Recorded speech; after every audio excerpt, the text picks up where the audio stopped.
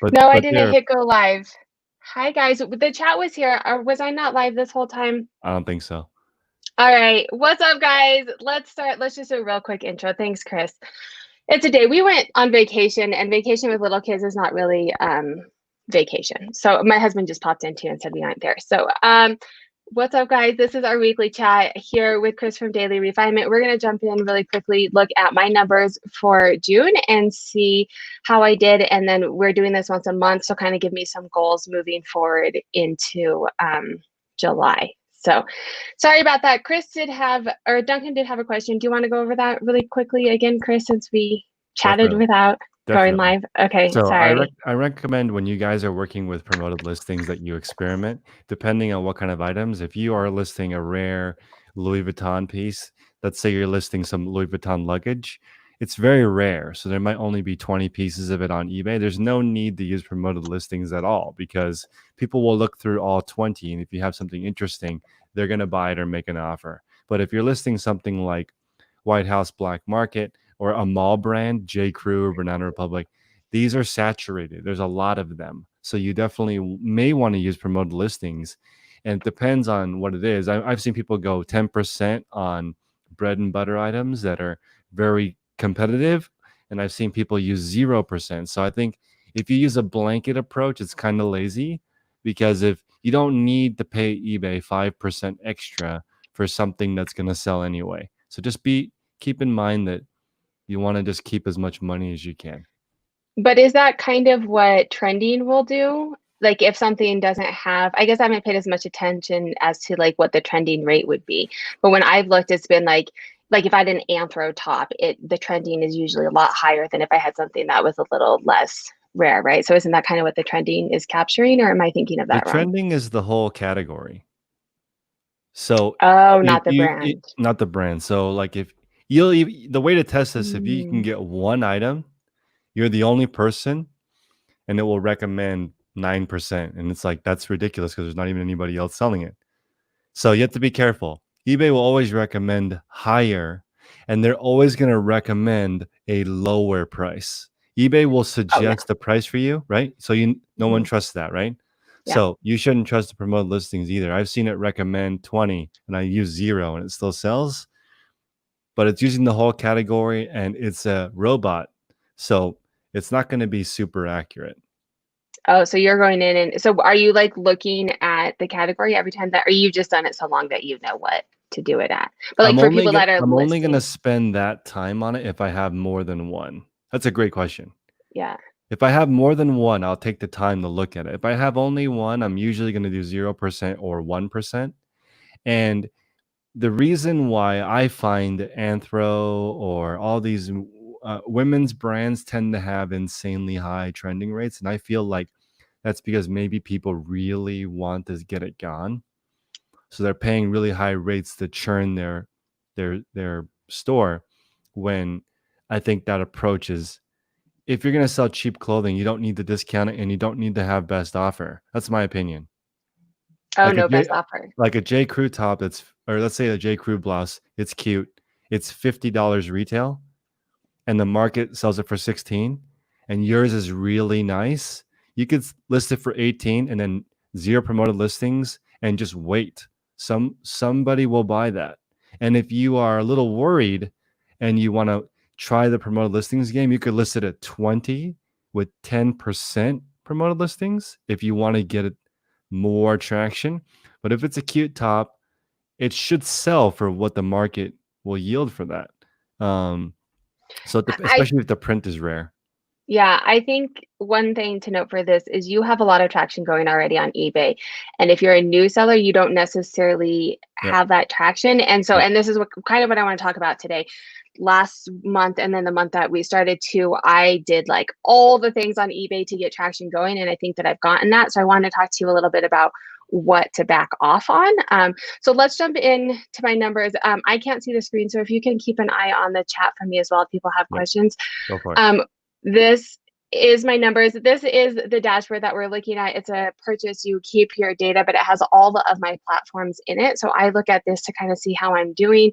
My gross revenue is up. This is a 28-day comparison. So now we're looking at basically just June compared to May, maybe a couple days of June are overlapped based on the date. But my gross revenue is up. I'm selling less items, but my average sale price is up. So for me, I'm totally good with that because I'm shipping less items, but making more money. And from a time perspective, I much prefer less shipping and more money. My sell-through rate is down a little bit, but it's still, close to a 20% sell-through rate. And one thing about this too is I went from, at the beginning of June, I was doing 7 listings a day, and towards the last week of June, I'm now to 10 listings a day. So it kind of takes some time to catch up, right? Like my listings are increasing at a quicker pace, like in a month, maybe it'll catch up, right? So this is my June numbers. I ended at 5205. So last month I was at like 45. So 700 more. It was really good. 187 sold. What was really cool too this month, you can see my listed versus my sold. I did start increasing how many I'm listing. So this is different. But for the first couple of weeks, I had that nirvana that you talk about where I was selling as many as I was listing, which is kind of really cool to see as well. And this is 76% to that goal of the 6,800 that we're going for to get me to that net neutral. So that's kind of where I'm at. And then I want to talk categories and stuff. If you guys are watching, I do a monthly video where I go deep dive into this and then my other analytical dashboards.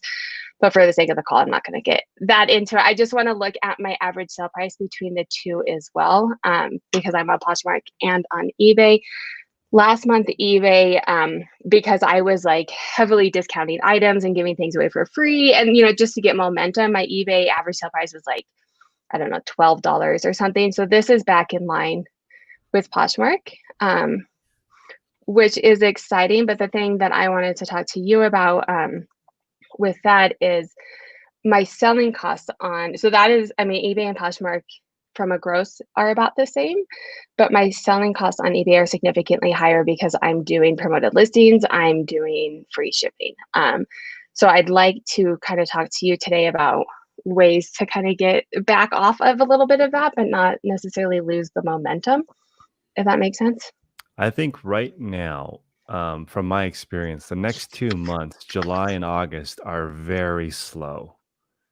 Okay, because right now people they're out, they're having fun, they're not necessarily online. Even with the situation, people are starting to go out. The beaches are getting busier. People are going to the park more and more outdoor bars are opening. There's just going to be a little bit of a break because I'm ready. I have cabin fever. I don't want to shop online. I'm ready to do something else. So I would be patient. This might be a good time to back off the promoted listings and take advantage of your hard work.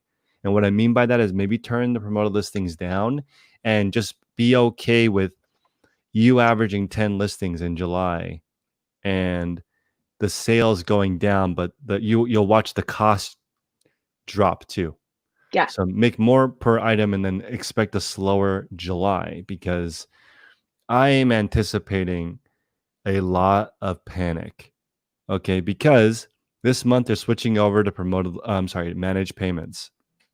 That was on my list too. Okay, so people are worried and panicking. And when that happens, they start discounting their stores for no reason. Okay, so let them panic.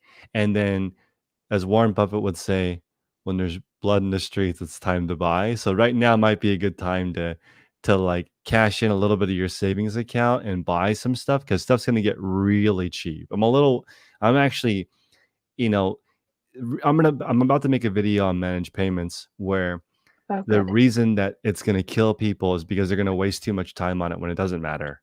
It's just switching from PayPal to eBay. There's basically no difference. There are some small differences, but you should allocate 0% of your energy on that. So that's my question too. That was on my list. I don't know if I sent it to your head, but with the managed payment going over, I'll definitely watch your video, but if you have any quick suggestions, I know about this much about it. And so that was on my agenda to do this month and get switched over. So one, I'm very, very excited for you, because as it switches over to managed payments, everyone's calculators and systems will break. Okay, because they used to factor in PayPal's fee and eBay's fee. Now we have to redo everything because it's only one eBay fee. That's the main thing. Okay, That's so so one exciting. eBay fee. Also, it's going to automatically charge people if you accept an offer. That's new, right? And they're gonna and that's not robust yet, but it's gonna happen more and more where they take the money when people accept the offer. One of the reasons they couldn't do that is because of the relationship with PayPal. Also, they're gonna take the fees out before they give you the money. That's fee netting, which is new. Poshmark does that. Yeah, so you won't get an invoice that you have to You send out. will. That's another confusing thing. They will take the money first and then still send you a bill for the eBay store and promoted listings and other fees. Oh, so it's not completely robust, just a little No, bit it's better. only the final value fee is going to be taken out. But the thing is, Um, this is what's great for you. It's still really confusing. yeah. So I would love you to come in and make a dashboard for that because um, as I've been looking at the resale market, this is a little observation from me, which is I feel like ThreadUp is kind of growing. Like they're spending a lot of money. I mean, they may not be growing profit wise, but they're certainly making a lot of noise. They've Mhm. already raised 3 times as much money as Poshmark, and I still prefer to shop on Poshmark than ThreadUp. ThreadUp's not a good experience for me, and I No, don't I've heard that too. and their store is not that I don't is weird to me to go into a store and pay $40 for a used jacket. So, it's because it's not a vintage store, it's just an expensive thrift store.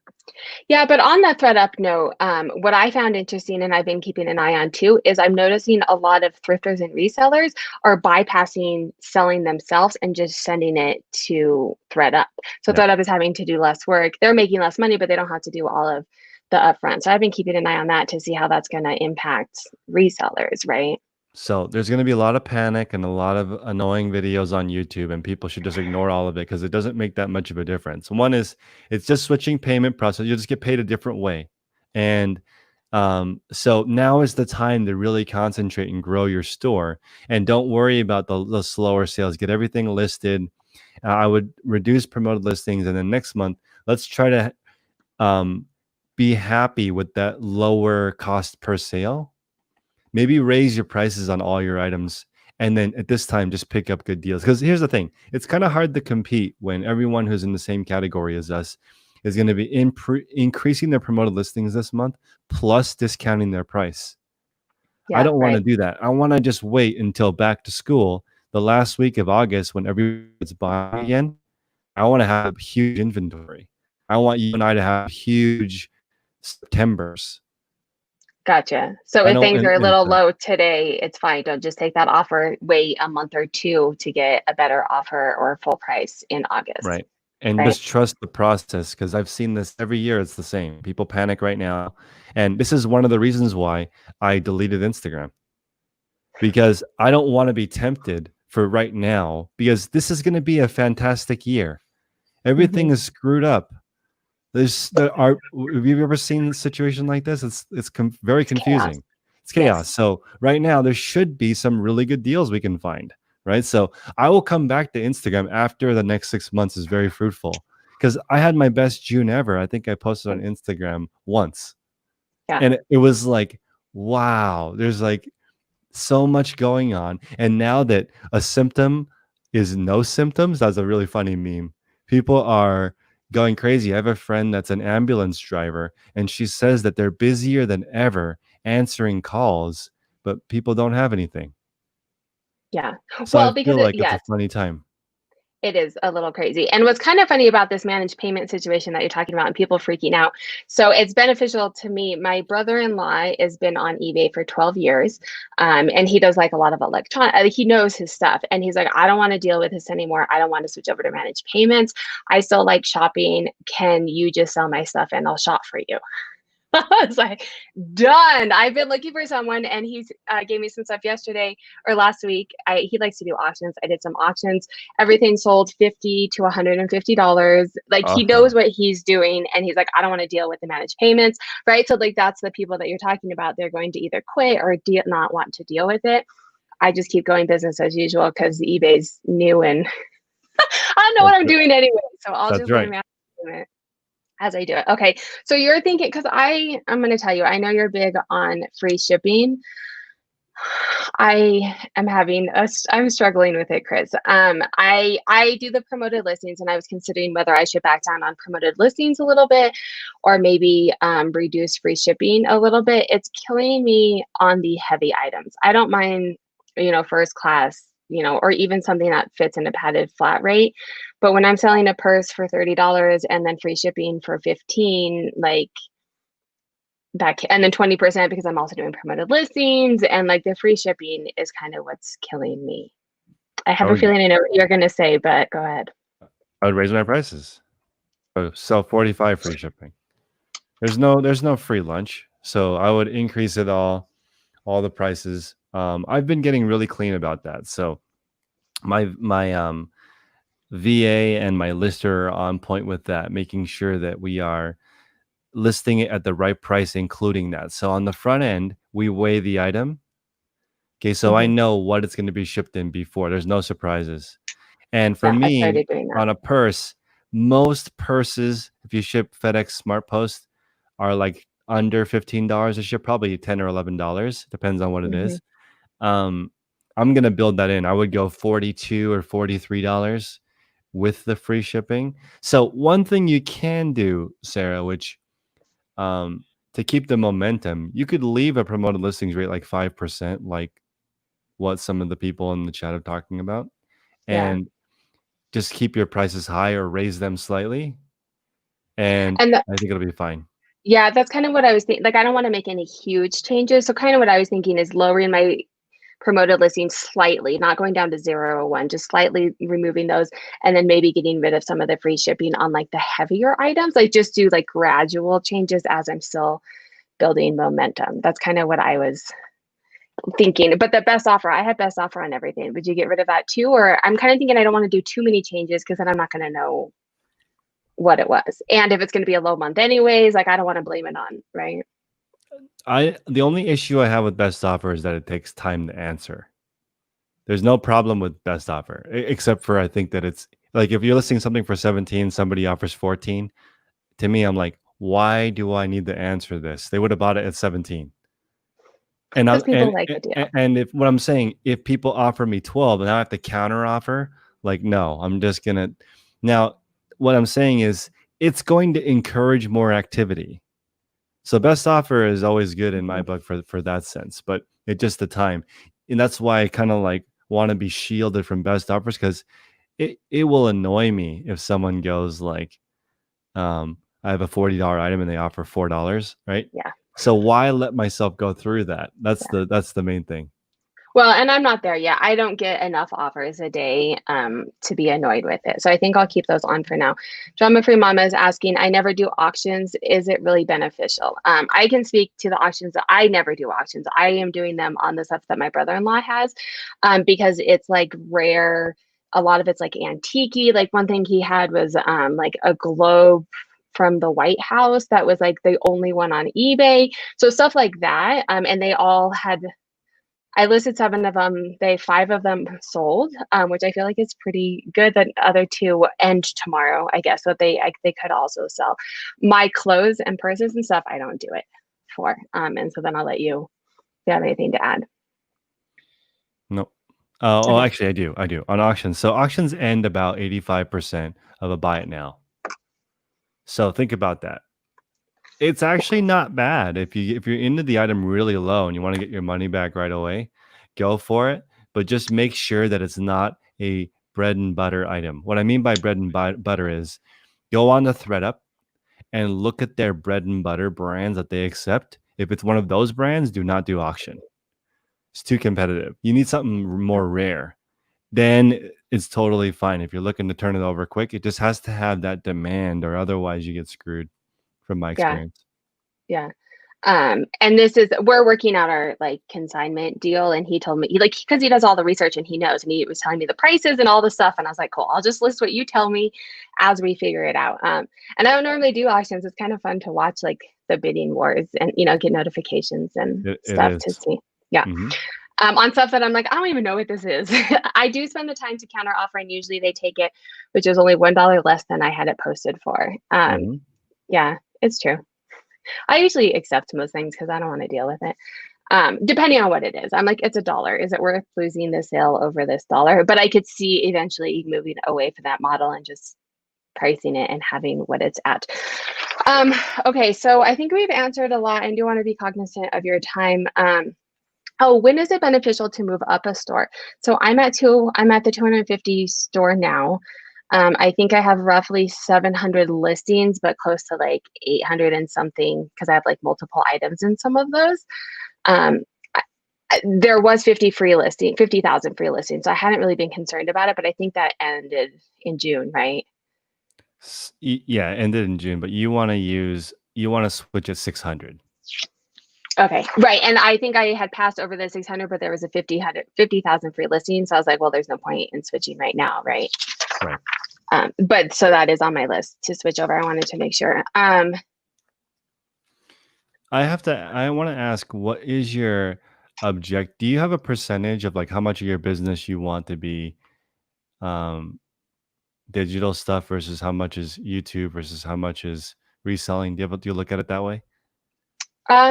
Yes. I mean, right now, time wise, it's about, I do roughly around 40 hours. So it's 20 hours reselling, 10 on social media, and then about 10 on a dashboard. So digital products and stuff. The thing with, or I understand the time split, but I mean, how do you want your income to look? Oh, financially, the best that it can. That's too right lazy now, of an answer. How do we? Yeah. Well, I just follow where it's going. Yeah. Okay. Part of the issue, so if the kids go back to school full time, I think then that split can kind of change and I can focus a little bit more on it. Social media and dashboard tasks I cannot do with children. I have like the digital products I have already are whatever, and I can work with people who have questions on it, but building new dashboards and doing new digital products or like classes or any of that kind of stuff, I can't do that with my kids around. I can take pictures with them around. I can stuff like that. And so that's kind of where that is a little bit less time wise. I think eventually I'd like for that to maybe be a bit higher once I can do stuff without them, but I don't know if they're going to school in the fall or not. I'm going to give you some ideas. Okay. Yeah. I want you to have a little bit more freedom of time because I'd like you to spend some more time with your family and you are a busy person. So I want to get to the point where you have a full-time helper in person and a full-time person helping you online, like a VA to help with the back end work. Because I feel like your superpower, from me knowing you for a little bit now, is your analytics stuff is very unique. Your reselling ability is not unique. And neither is mine. Yeah. So we're just doing the normal stuff, but your other stuff is very different. And the way you present yourself, from my observation, is just like everyone else. I would like you to mix, like, your level of professionalism is way higher than it looks on your channel. People cannot tell your level of intellect and analysis from the way you present yourself on your channel. Looks like all the good other or bad? It's bad because you're not using your superpower. No, it's not bad. It's underutilized. Yeah, well, and I see what you're saying, and I mean, a lot of what I do is purposeful in the sense of like people don't like to talk about math and like numbers, and so if I get too I wish, yeah, that's so true. That's so well. true. So if I get too analytical on it, then people will just zone out. Especially most resellers are very scared of the numbers and the math, and so a lot of my videos are very intentional with the bubbly personality. And I don't really like doing haul videos, but that is, I've diversified, so it's not just all analytics, and bring in other parts.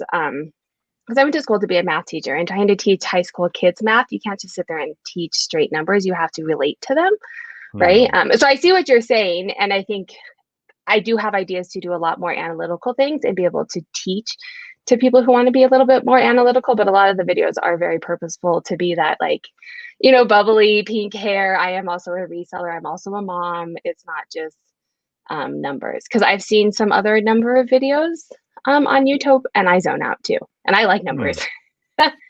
Right. I'm trying to think of the like how you can represent your amazingness more clear without being unapproachable.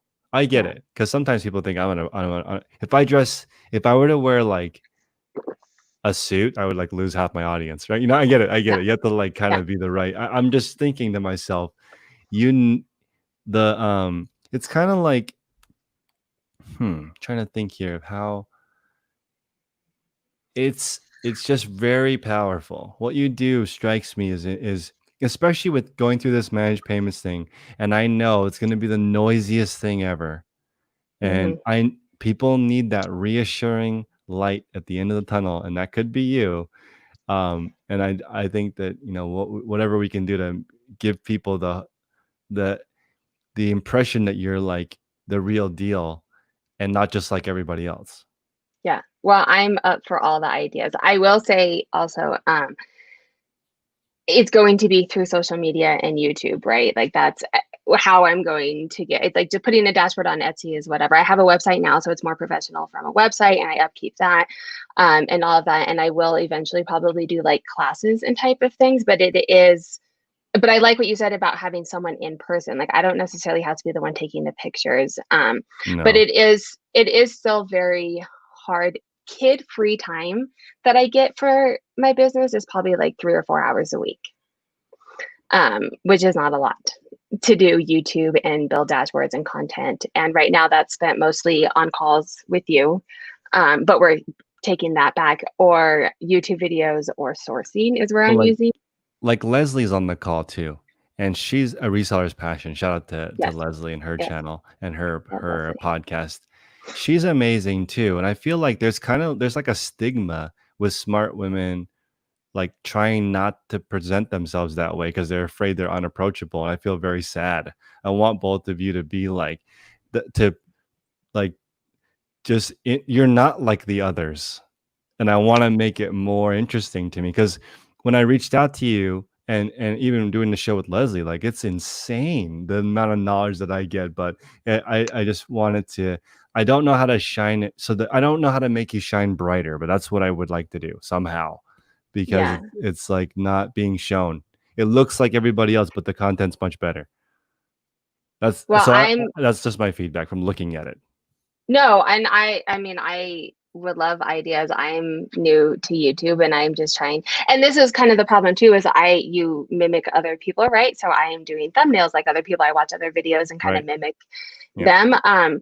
But I do look at my numbers. YouTube's analytics are like mind blowing, right? They give you lots of good analytics, and my videos that are too analytical don't get good viewership. The ones that are analytical, but then also have, like I do a monthly one that's analytical, but then I also show like the actual items that sold. So you kind of see Yeah. a little, like it's a little bit of both. Those usually get good rates, but the purely analytical ones, This is very interesting, because I'll tell you this for sure. On my channel, the most useful videos do not get watched. right, And the thing is, though, this is where I've come to terms with this.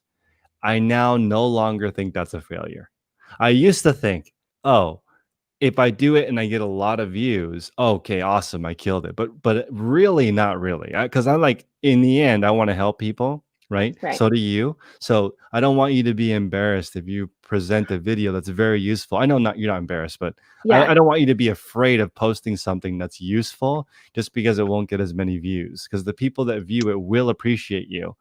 um and it's the same with Leslie. Like, the way she balances her family, like both of you, kids, reselling, you're also a spouse, like all this ridiculous, and you also have side projects. There's so much going on, and you need to talk more about how you do it. yeah. Well, that takes time Yeah, to of do course, that. of course that takes Um, time. Yeah. yeah, but I will say, so a couple of things on that. One thing is working with you. My stress level from work, I am making, you saw my graph. I am making more money, gross and net. I'm making more money even though I'm paying other people, and I am far less stressed out. I'm spending Yeah. more time with it. I took 4 days. This is one of the other questions I had. I don't know if we are going to get to it because this is a good conversation, but I took 4 days off. Like never would I have done that. And I say took them off. I didn't go on vacation mode, and I still like accepted an offer or asked a question here and there. But we were gone. I took the days off. I didn't stress about it. And I haven't done that since I started reselling. I'm taking more evenings with them. I'm taking significantly more time than I was before I started working with you. So we are definitely headed in the right direction for that. And I want to thank you and my family for sure. Thanks you because of that. But then also with spending more, I had a second point and now I forget what it was. We were talking about shining, and I mean, it's going to be on YouTube and finding ways to do that. And maybe it's going to be through getting a VA to come over and help me do those so I can spend more time. I don't know. So, today I was listening to a podcast with a gentleman that said that having kids is a superpower because you never have enough time. So Mhm. you learn how to cherish time. You don't cherish time before you have kids because you don't know. You think you have all the time in the world till you have a few. Now you have no Yeah, time. So you think right. about how to become intentional, and you know, it's like a habit or a time saver. When you've not a time saver, a time maximizer. Yes.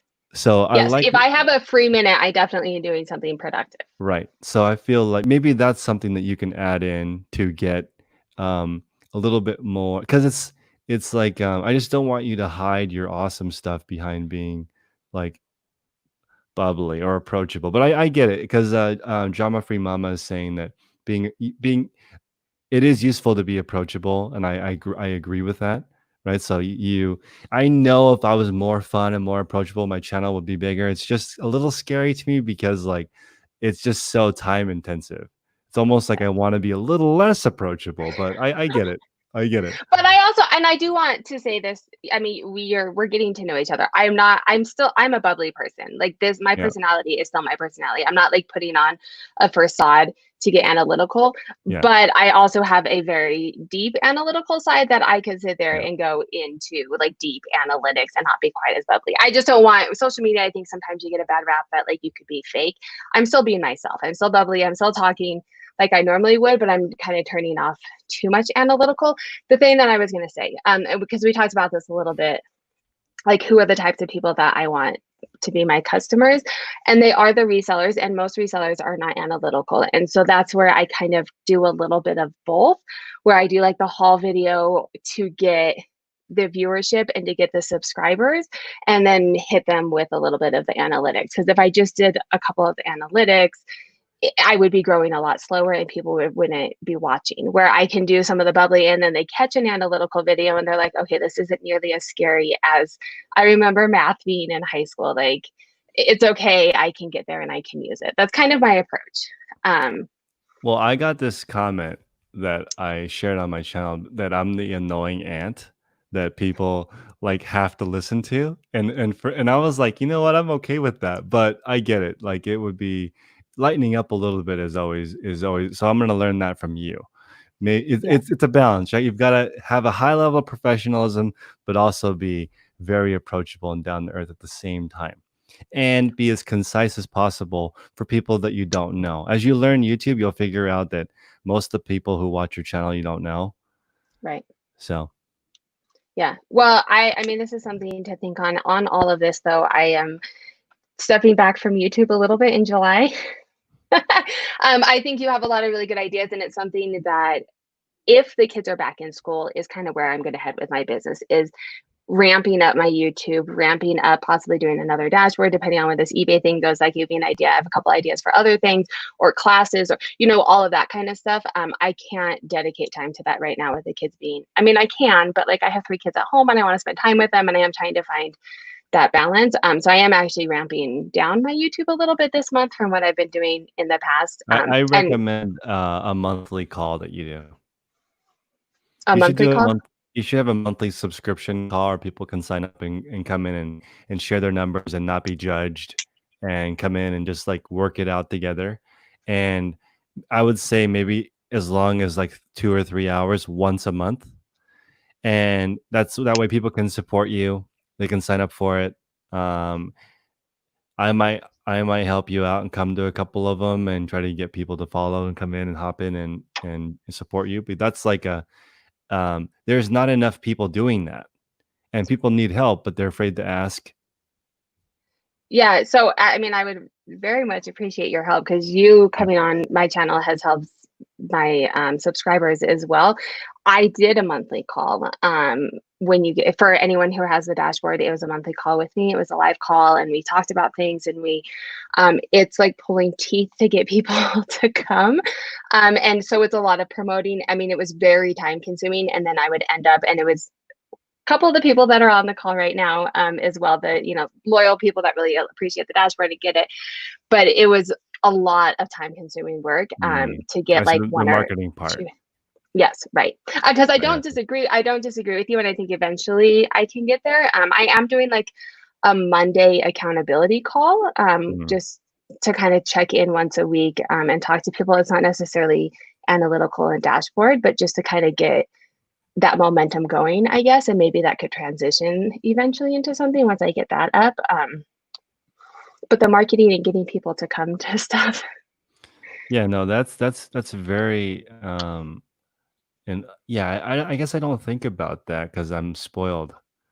I'm like, oh, just one post and it'll fill up. But that's not normal though. You have to Yes, right. figure You out how to had get to there. work. You Yeah, had to work to get there. yeah. So that's good because I feel like you have to do and that's how I want to reduce stress for everyone listening. We have to do the same, but make more. Mhm. Right? People say, "Oh, I'm going to just do more to make more," but you don't have enough time to do that. And plus, you're sacrificing your family when you do that. Right. You want to come home and be present, and then when you're at work, you're at work. Um, yeah, this is very. Yeah, I didn't. The marketing is very time intensive. So I would like you to one last thought before we go today Yeah. Yep. is think of a way to do some paid advertising. I don't know how, but potentially some kind of paid advertising that get traffic to your dashboard and to this call. And in a perfect world, you would buy ads and then your call would fill up and your dashboard would fill up. And it makes sense to me to buy the dashboard and get a monthly call for even a continued subscription, Yes. you That's know? been on my agenda as well, but that's getting that set up to do a monthly subscription is a lot of back end work that I don't have Yeah. the time. Of I don't course. want to say I don't have the time. It's not a priority to me. I'm spending Right. my time on Yeah. other things. Well, But like that is, oh, as go an ahead. example, I have a Patreon that people subscribe for me to make videos. And it's just like, hey, if you support me, I'll make YouTube videos whenever I can. And now that's been growing, even though that's sort of passive income because I'm not. They just want me to make more videos. So you can get a subscription type thing that grows over time. And you're right, though, it takes 10 to 30 hours to set up anything, Yeah. and that And that's has to kid come free from time. somewhere. Kid free time. Yeah, Yes, and I'm getting like 4 kid-free hours a week. So, but if they, I and this love is it. where, so we talk about like long-term goals. This is once they are all in school full time. So I have a 3-year-old that if they go back to school in the fall, he'll go half day. So then that's still only 2-ish hours in the morning that I get kid-free. But eventually he'll be in kid. So this is like my long-term 2 or 3 year type of goal. Like, and the reselling is kind of just keeping me, I don't want to say afloat until then. But I have to be a reseller to be able to understand how to do the analytics. But I do enjoy teaching. I do enjoy the dashboards. It's just not things that I can do with kids right now, where the reselling activities are a bit easier to manage. Taking photos and what needs me, I can go do it. Trying to really build a new dashboard with a child around is not. I've done it. I've made 3 of them, but it's been a lot of sacrifice for the family. Love it. Yeah. So this was very helpful. I do want to close since we're not meeting for another month. I am going to keep best offer on for eBay. I'll keep up Poshmark, whatever happens on Poshmark. But for eBay, I'm going to do best offer still. Try and mess with my promoted listings a little bit, lower those a little bit, and see how they're impacting things, and then probably take free shipping off of some of the higher, heavier things, and work with some of the pricing on that, and be okay if sales dip a little bit in July as things are happening, and then work on thinking about some of the social media and dashboard digital product stuff that we had. Alrighty. Right. Sounds good. Well, thank you so much, Chris. I hope you have, I mean, we'll be in contact, I'm sure, but I hope you have a good month and a great summer. Bye, guys. See you guys. If you guys like content like this, make sure to hit that subscribe button. Give a thumbs up on the way out. I will be meeting with Chris once a month. So next, what is it, July? So next August, oh my God, it's almost August. So the 1st of August, I will be meeting with Chris again and talking about how my July went and any other things that come up as well. I do an accountability call every Monday. I didn't have it this Monday, but we are back on track next Monday. So make sure to head on over and hit the reminder for that. That is open to anybody who would like to join. You're welcome to come on and join that as well in the video or in the chat, whichever you prefer. So have a wonderful day, and I will talk to you guys later. Oh, I am going on. You guys are going to like this one. Tomorrow I'm going on with Amber Resells. She is analytical as well. I love her channel, so definitely make sure to head on over and subscribe to her. But she did a survey to people, sellers and buyers on things that Poshmark can improve. And she reached out to Poshmark about the survey as well. And Poshmark responded to her with things that they are improving based off of the survey. So I have her on my channel tomorrow at 6 p.m. and we're going to go over the survey and all of the results. So I'm super excited for that. So we will join me tomorrow at 6 p.m. Mountain Standard. And what sold, all of my financial data, I'll get into my dashboard and what sold in July. Hopefully by the end of this week, I will make some videos on that to show you the dashboard and what strategies worked for me and how my June was. You guys saw a peek of it today, but I'll do a deep dive video into that as well. So keep an eye out for that. How do we get your mentorship? Oh, Duncan, you're too sweet. I don't know that I'm to that level. I will help with data any way that I can. I feel very comfortable talking numbers and talking data. I'm still learning reselling as well. And I think mentoring there, I can help with what I can, but questions around data, and I'm obviously always available on Instagram as well. If you guys have questions, I'm here to help you grow and learn as well. So I hope everyone has a great day. Make sure to hit that subscribe and smash the like button on your way out.